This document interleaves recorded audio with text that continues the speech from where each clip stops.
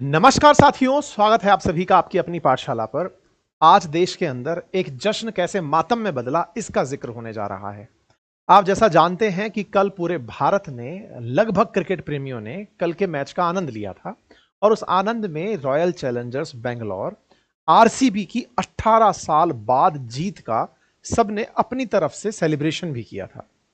Celebration में चूंकि बेंगलोर का नाम जुड़ा था, कर्नाटका के फैंस में एक विशेष उत्साह था कि जब से आईपीएल होने लगा है, उस आईपीएल के अंदर जो लोग खेल रहे हैं या जो लोग देख रहे हैं, उन्होंने अभी तक जीत का स्वाद नहीं चखा था, फाइनल्स में जीत का स्वाद नहीं चखा था। लेकिन कल जो हुआ उसके अंदर आईपीएल के फाइनल्स की जीत ने कर्नाटका के फैंस को सेलिब्रेशन का एक अवसर दिया।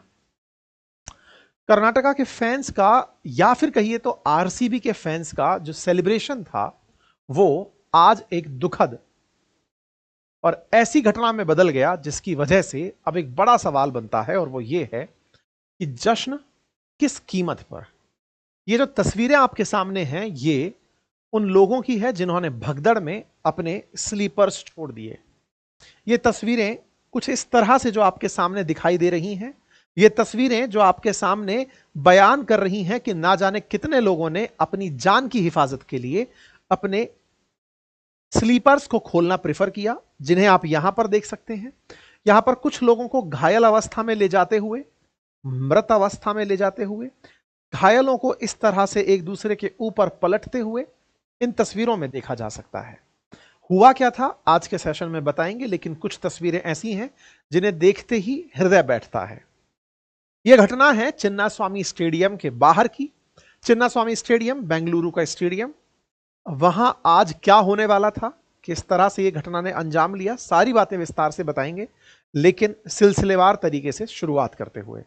जैसा आपको मैंने कहा कि 18वें सीजन में कोहली की कप्तानी के अंदर आरसीबी मैच जीतती है और फाइनल्स जीत करके आईपीएल की ट्रॉफी को अपने साथ ले जाती है। आईपीएल की ट्रॉफी ले जाने के बाद बेंगलोर में एक विशेष कार्यक्रम का आयोजन रखा जाता है आरसीबी के सम्मान में। आरसीबी के सम्मान में जिस कार्यक्रम का आयोजन रखा गया था, वो रखा गया था चिन्नास्वामी स्टेडियम में। असल मायने में यहां पर दो जगह थी जहां पर यह कार्यक्रम आयोजित होना था। उन दोनों जगहों में जहां पे जैसे इसने जीता, तो आरसीबी की जो कार्यक्रम होना था, वो कार्यक्रम बेंगलोर में जो कर्नाटका की विधानसभा है, वहां पर क्रिकेटर्स का सम्मान होना था, और वहां से 1.5 किलोमीटर दूर चिन्नास्वामी स्टेडियम तक क्रिकेटर्स को बस पर बिठाकर एक विक्ट्री परेड का आयोजन होना था। यानी कि इस पूरे कार्यक्रम के लिए, इनकी टीम के साथ सेलिब्रेट करने के लिए आरसीबी ने और वहां की सरकार ने पुलिस की व्यवस्था और आरसीबी ने फैंस को इनवाइट करने की व्यवस्था की हुई थी। व्यवस्था क्या थी कि विधानसभा के अंदर सबसे पहले, जैसे ही अहमदाबाद में यह मैच हुआ था, वहां से टीम निकलेगी, निकल करके बेंगलोर पहुंचेगी, बेंगलोर के एयरपोर्ट से सीधा विधानसभा पहुंचेगी। विधानसभा में उनका सम्मान होगा, वो वहां पर सीएम से और डिप्टी सीएम से मिलेंगे। विधानसभा के बाहर उनका सम्मान होगा, जो टीम विजेता टीम है वो अपने फैंस के सामने सम्मानित होगी, और फिर यहां से उन्हें बस पर बिठाकर विक्ट्री परेड निकालते हुए चिन्नास्वामी स्टेडियम ले जाया जाएगा। चिन्नास्वामी स्टेडियम में एंट्री फ्री ऑफ कॉस्ट रखी गई, और टीम का जो सेलिब्रेशन कार्यक्रम था, विक्ट्री के जो सेलिब्रेशन का कार्यक्रम था, वो स्टेडियम में रखा गया। स्टेडियम की कैपेसिटी 35,000 की है।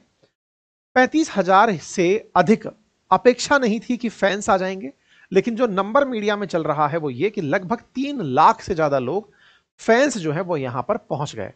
35,000 के मुकाबले 3 लाख लोगों का पहुंचना, कहीं 1 लाख से 2 लाख की चर्चा हो रही है, कहीं 3 लाख की चर्चा हो रही है, कहीं 6 लाख तक भी नंबर अखबारों में देखने को मिला है। इसके चलते व्यवस्थाएं बिगड़ गई। आरसीबी ने विक्ट्री परेड कैंसिल कर दी। असल मायने में आरसीबी ने सुबह सुबह यह जानकारी दी थी कि आज विक्ट्री परेड निकलेगी, और विक्ट्री परेड निकलेगी मतलब टीम को कुछ इस तरह से बिठाकर ले जाया जाएगा, चैंपियंस को कुछ इस तरह से बिठाकर ले जाया जाएगा। यहां की जो सरकार है वो भी अपने खिलाड़ियों के सम्मान के लिए उपस्थित थी। आप यहां पर जो डिप्टी सीएम हैं कर्नाटका के, उनके द्वारा टीम का वेलकम होते हुए देख सकते हैं। क्रिकेटर्स को एयरपोर्ट से विधानसभा ले जाती हुई बस को देख सकते हैं, जिसमें चैंपियंस की तारीफ में या चैंपियंस के सम्मान में लोग खड़े हुए हैं, और इसी तरह से जब लोगों की भीड़ बढ़ते हुए देखी जाती है तो अचानक दोपहर में एक मैसेज सर्कुलेट होता है। यहां पर ये एनडीटीवी का मैसेज है जिसे शायद आप देखें, नो विक्ट्री परेड। अब इसने सारा की सारा मामला बिगाड़ दिया। नो विक्ट्री परेड परेड का जो यहां पर मैसेज है, इस मैसेज में असल मायने में कर्नाटका गृह मंत्रालय के आदेश के बाद ट्रैफिक पुलिस ने जारी की एडवाइजरी। दिन में एक ऐसी स्थिति बनकर आई, आप अगर टाइम पर गौर करें तो आप समझ पाएंगे। सुबह 7 बजे आरसीबी का मैसेज है कि विक्ट्री परेड बेंगलोर में होनी है। 2 बजे मीडिया में खबर आती है नो विक्ट्री परेड, कि कोई विक्ट्री परेड नहीं होगी। दोपहर तक ऐसा क्या बदल गया? बदला फैंस की संख्या का नंबर, मतलब फैंस की संख्या बदलने लगी। फैंस इस कार्यक्रम में भर भर के पहुंचना शुरू हुए। कुछ तस्वीरें देखिए, ये बेंगलोर विधानसभा के बाहर की तस्वीरें हैं जिसमें आपको हजारों की संख्या में लोग विधानसभा के बाहर खड़े हुए हैं। ये आरसीबी के फैंस हैं। इनका पहुंचना जब शुरू हुआ, इस भीड़ को देखते हुए प्रशासन ने यह तय किया कि अगर अब हमने विक्ट्री परेड निकाली तो चलती हुई बस के आसपास जो लोग होंगे, हो सकता है उन्हें क्षति हो जाए, वो एक दूसरे पर चढ़ जाएं, वो एक दूसरे को नुकसान पहुंचा दें। ये जो तस्वीरें आपके सामने आ रही हैं, इन तस्वीरों से आप अंदाजा लगा सकते हैं कि भीड़ किस तरह थी। यहां पर चैंपियंस का सम्मान हो रहा है और विधानसभा के बाहर उनके फैंस खड़े हैं। अगर आप इस ड्रोन से ली गई फुटेज को देखें तो आप अंदाजा लगा सकते हैं कि कितनी बड़ी संख्या में लोग उपस्थित थे बेंगलोर के अंदर कर्नाटका विधानसभा के सामने। ये जो सम्मान कार्यक्रम था, इसके बाद खिलाड़ियों को लेकर जाना था स्टेडियम, और उस स्टेडियम की दूरी 1.5 किलोमीटर थी। कार से 1.8 किलोमीटर दिखाई दे रही है, बाइक से 1.4 किलोमीटर। मैप पर यह लोकेशन है। इस चिन्नास्वामी स्टेडियम के लिए जिस तैयारी को किया गया था कि रास्ते में फैंस से मिलते हुए जाएंगे, लेकिन इस कार्यक्रम को स्थगित करने से लोगों के मन में एक अव्यवस्था पैदा हो गई कि हमें स्टेडियम जाना है या फिर यहीं रहना है, विधानसभा ही रहना है, या रास्ते के अंदर हमको टीम जाएगी तो विक्ट्री परेड में वो जाती हुई दिखेगी। ये अव्यवस्था और ये जो सूचना के अंदर गलती थी, इसको आप मतलब आने वाले समय में जांच के बाद ही पता चलेगा। फिलहाल के लिए स्थितियां ऐसी थी। अच्छा, अब ये जो रास्ता तय होना था, लोगों के मन में ये तो था कि चिन्नास्वामी स्टेडियम में कार्यक्रम रखा गया है और फ्री का है, तो चल करके पहले ही सीट बुक कर लेनी चाहिए क्योंकि विधानसभा के आगे बहुत भीड़ है। तो 12 बजे से ही लोग इस स्टेडियम के अंदर आकर बैठना शुरू हो गए थे। यह आपको लोगों की भीड़ दिखाई दे सकती है। कार्यक्रम का आयोजन शाम को होना है और यह भीड़ दोपहर में ही आकर बैठना शुरू हो जाती है। एक मैसेज सर्कुलेट हो रहा है जो इस बारे में ही चर्चा कर रहा है।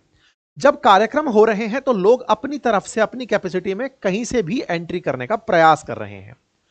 टीम के जो फैंस हैं विधानसभा के सामने इस तरह से दिखाई दे रहे हैं। वहीं चिन्नास्वामी स्टेडियम में जब टीम पहुंचती है तो स्टेडियम के अंदर उनके लिए सम्मान का कार्यक्रम रखा जाता है। स्टेडियम के भीतर जब सम्मान दिया जा रहा होता है टीम का, लाखों की भीड़ प्रेजेंट होती है। उसी समय बाहर जो लोग रह जाते हैं, जो स्टेडियम में एंट्री नहीं कर पाते, वो गेट पर दम लगाना शुरू कर देते हैं।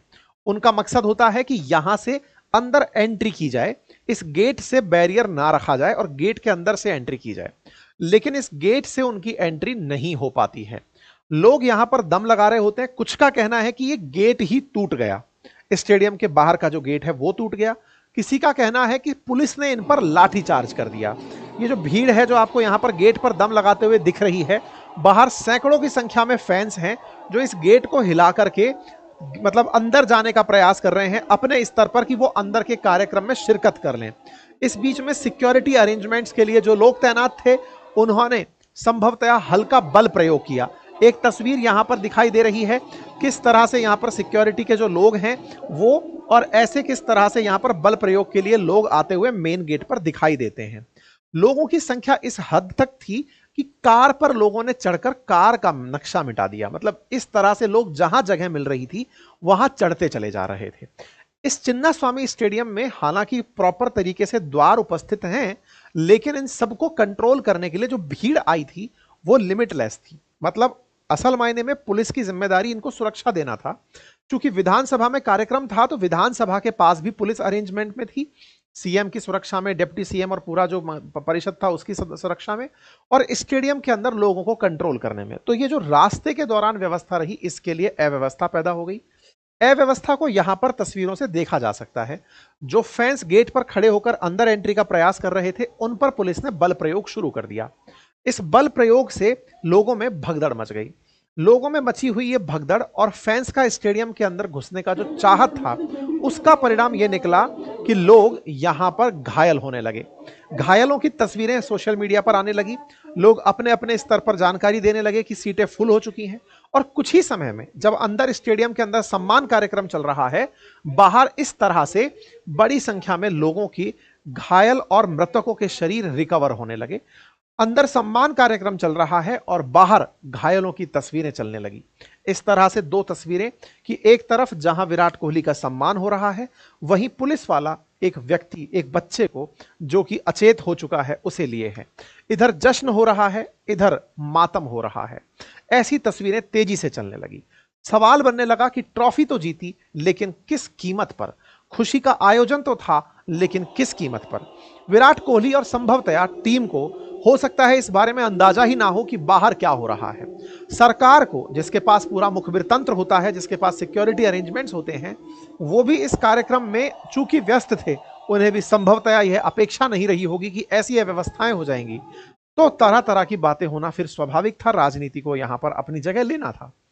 लोग चर्चा करने लगे कि जब T20 वर्ल्ड कप हुआ था, तब मुंबई के अंदर जो भीड़ थी वो आसानी से मैनेज कर ली गई थी, कर्नाटका भीड़ मैनेज नहीं कर पाया। लोग कंपेयर करने लगे कि विक्ट्री परेड निकलती हैं, अर्जेंटीना की विक्ट्री परेड हो या इंडिया की विक्ट्री परेड हो, लोग हजारों की संख्या में आते हैं और उनको बढ़िया से मैनेज किया जाता है। लेकिन कर्नाटका इस मामले में फेल हो गया। लोग इसके साथ साथ कई तरह के ट्वीट्स और मैसेजेस करने लगे। न्यूज निकलने लगी कि सरकार ने यहां पर जो स्थिति पैदा हुई है, उसके लिए मृतकों के लिए मुआवजे की घोषणा कर दी है। साथ में अपोजिशन की तरफ से आरोप लगाया गया। आरोप था कि सरकार ने अपनी तरफ से व्यवस्थाएं क्यों नहीं की, क्यों उन्हें जश्न दिख रहा था और उन्हें यह नहीं दिख रहा था कि इतने लोगों की व्यवस्था कैसे होगी। सरकार के ऊपर चूंकि बीजेपी अपोजिशन में है कर्नाटका में, तो उनकी तरफ से सवाल सिद्धारमैया सरकार से पूछे जाने शुरू हुए। कुमारस्वामी जी जो हैं, जो कि वहां पर मतलब एनडीए को रिप्रेजेंट करते हैं कर्नाटका में, उन्होंने सत्ता पक्ष से सवाल किया। सत्ता पक्ष के अपनी तरफ से जवाब थे कि हाँ, यहां पर सीएम की तरफ से एक अच्छा बयान जो था वो ये था कि हमारी एक्सपेक्टेशन से ज्यादा नंबर आ गए, हमने नहीं सोचा था कि ये क्या होगा, हम इसकी तुरंत जांच बिठा रहे हैं। एक तरीके से उनका ये बयान अपने आप में गलती की स्वीकारोक्ति है। प्रधानमंत्री की तरफ से, एलओपी की तरफ से तमाम मैसेजेस आ गए और लोगों के लिए संवेदना व्यक्त हो गई। कुल मिलाकर साथियों, इस पूरी घटना का सार अगर एक लाइन में निकाला जाए, और वो ये है कि ये घटना तो हो गई, इस घटना के बाद हम हर बार बैठकर एक ही सवाल पर जिक्र करते आए हैं। चाहे कुंभ में भगदड़ हो, चाहे रेल हादसे जो दिल्ली के रेलवे स्टेशन पर भगदड़ हो, अब चाहे ये आरसीबी की भगदड़ हो, सवाल हमेशा से यथार्थ में ही रहेगा, मानव जीवन की वैल्यू इतनी कम क्यों? आप और हम में मानवता का पतन क्यों? क्यों हम किसी के ऊपर पैर रखकर चलने में या उसके ऊपर से गुजर जाने में अपनी कामयाबी मानते हैं? यह सवाल निश्चित रहेगा। जश्न के साथ साथ जो मातम है, इससे समस्त भारतीय और क्रिकेट फैंस में निराशा का माहौल है। लेकिन यह प्रश्न हमको अपने आप से पूछना होगा कि हमारे इस जश्न की कीमत क्या, और नंबर दूसरा, हमारी उस मानवता का और हमारे उन संस्कारों का क्या, जब हम किसी के ऊपर से गुजरते हैं। असल में स्टैम्पिड क्या है कि आप बचने के लिए किसी और पर पैर रखकर चढ़ गए। ये इंसान की जो फितरत है, ये फितरत किस तरह से हमें किस तरफ ले जा रही है, ये निश्चित ही चिंता का और चर्चा का विषय है। फिलहाल के लिए इतना ही। जो अपडेट है वो मैंने आपको दिया। जानकारी आप अपने साथियों से साझा करें और आप इस विषय पर क्या सोचते हैं, अपनी राय कमेंट बॉक्स में अवश्य बताएं।